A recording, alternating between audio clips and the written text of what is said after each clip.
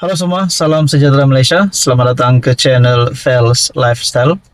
Tuan-tuan dan puan yang amat dihormati, ini satu kejutan kepada seluruh kepimpinan-kepimpinan politik di Malaysia. Titah yang di Pertuan Agong ke-17 Sultan Ibrahim yang pasti menggemparkan ramai, menggemparkan Mahathir Muhyiddin dan kepimpinan-kepimpinan kerajaan serta jerung-jerung perasua di luar sana. Tuan-tuan dan puan, satu artikel daripada Malaysia Kini. Saya bukan patung, ikut segala kata kehendak menteri. Kenyataan daripada Baginda yang di Pertuan Agong. Yang di Pertuan Agong, Sultan Ibrahim memberi peringatan bahawa Baginda memikul amanah Raja-Raja Melayu untuk menjaga kepentingan rakyat dan negara. Sehubungan itu, titah Seri Paduka, sebaik sahaja selesai tempoh bulan madu, Baginda akan melaksanakan cara pemerintahan yang sebenarnya. Saya bukan patung untuk disembah atau dijadikan perhiasan dalam majlis atau dipaksa mengikut segala kata dan kehendak menteri. Kurang dari 2 minggu lagi akan genap 2 bulan saya memegang tampuk ketua negara. Apabila habis tempoh bulan madu ini, saya akan mulakan cara pemerintahan saya yang sebenar. Titah Sultan Ibrahim sempena istiadat pengurniaan darjah kebesaran, bintang dan pingat wilayah persekutuan di Istana Negara hari ini. Artikel bertarik 19 Mac. Seri Paduka bagaimanapun tidak mengulas lanjut. Hanya 36 sahaja benar-benar layak. Dalam hantaran di Facebook, Seri Paduka bertitah pengurniaan darjah kebesaran, bintang dan pingat itu adalah untuk memberi pengiktirafan kepada individu yang telah berjasa, mencurahkan khidmat bakti atau menyumbang kepada wilayah persekutuan. Saya sendiri telah meneliti setiap calon yang disediakan jawatan kuasa pemilihan dan tahun ini saya membuat keputusan hanya 36 orang penerima sahaja benar-benar layak untuk dianugerahkan titah Seri Paduka Baginda. Titah Seri Paduka. Sebelum ini Sultan Ibrahim terkenal dengan sikap tegas semasa pengurniaan darjah kebesaran, bintang dan pingat semasa negeri Johor. Berbanding dengan negeri-negeri lain, jumlah penerima di Johor lazimnya adalah terlalu kecil dan pengurniaan hanya dijalankan selepas melakukan saringan dan pemantauan yang ketat bagi memastikan mereka yang terpilih itu benar-benar layak. Sultan Ibrahim melafaz sumpah memegang jawatan yang di Pertuan Agong ke-17 dalam upacara di Istana Negara, Kuala Lumpur pada 31 Januari lalu. Tuan-tuan, bagi saya ini pasti titah yang di Pertuan Agong yang menggemparkan kepimpinan politik. Apa komen Anda? Sekian saja, teruskan bersama di dalam channel ini untuk info yang seterusnya. Halo semua, salam sejahtera Malaysia. Selamat datang ke channel Fels Lifestyle.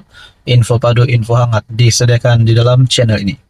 Tuan-tuan dan puan yang amat dihormati, sudah pasti kita di Malaysia perlu menghormati di antara satu dengan yang lain. Menghormati agama bangsa di antara kita semua rakyat Malaysia. Namun saudara-saudara, sudah pasti berkaitan dengan isu agama yang timbul baru-baru ini berkaitan dengan kalimah Allah, yaitu stocking yang dijual yang tertera kalimah Allah menimbulkan banyak kecaman terhadap yang telah melakukan kesalahan itu. Nah, saudara-saudara yang amat dihormati, tuan-tuan dan puan, satu artikel daripada BH Online ataupun Biharian Online, Agong murka isu kalimah Allah timbul lagi. Yang di Pertuan Agong, Sultan Ibrahim murka isu penjualan stocking yang tertera kalimah Allah di sebuah rangkaian kedai serbaneka. Seri Paduka Baginda bertitah sewaktu berangkat ke istiadat pembukaan penggal ketiga Parlimen ke-15 di Parlimen bulan lalu, Baginda mengingatkan semua lapisan masyarakat supaya menjaga keharmonian negara dan tidak memainkan isu sensitif melibatkan agama, kaum, dan raja-raja.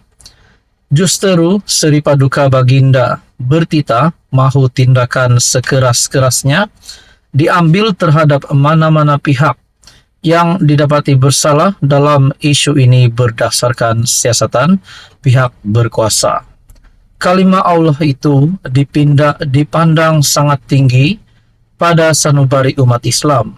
Tambahan pula kita berada di bulan Ramadan. Tidak patutlah timbul perkara yang membangkitkan kemarahan. Tuan-tuan dan puan,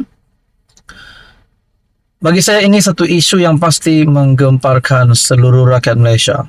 Dan ini berita terkini, Agong murka, isu kalimat Allah timbul lagi. Sudah pasti berita ini menggemparkan kepimpinan politik Malaysia. Dalam artikel ini lagi berkongsi, saya baru sahaja menegur dan mengingatkan akan kepentingan rakyat berbilang bangsa, bersatu padu dan menghormati antara satu sama lain dalam titah sulung saya di Parlimen. Timbul pula perkara ini, sama ada ia disengajakan ataupun tidak, sama ada ia diimport atau dikeluarkan di kilang tempatan, saya mahu penguat kuasa, siasat dan ambil tindakan sekeras-kerasnya mengikut lunas undang-undang yang ada supaya pisang tidak berbuah dua kali. Titah Seri Paduka Baginda kepada Royal Press Office ataupun RPO. Yang di Pertuan Agong juga bertitah adalah tidak masuk akal sebuah syarikat dengan kaki tangannya terdiri daripada warga negara Malaysia tidak peka dengan perkara sedemikian. Sudah sekian lama kita hidup dalam sebuah negara majmuk. Kesilapan isu agama dan kaum sebegini tidak boleh diterima dan dibenarkan untuk berlaku lagi. Titah Seri Paduka Baginda. Pada 13 Mac lalu, tular dalam media sosial isu stalking tertera kalimat Allah dijual di Kekemat Bandar Sunway selepas gambar produk itu dimuat naik pengguna. Tuan-tuan dan puan yang amat dihormati, apa komen Anda berkaitan dengan isu ini? Admin sendiri menolak perkara ini supaya ini tidak menjadi satu ikutan dan tidak lagi berlaku selepas ini. Tuan-tuan dan puan, sekian saja, teruskan bersama di dalam channel ini untuk info yang seterusnya.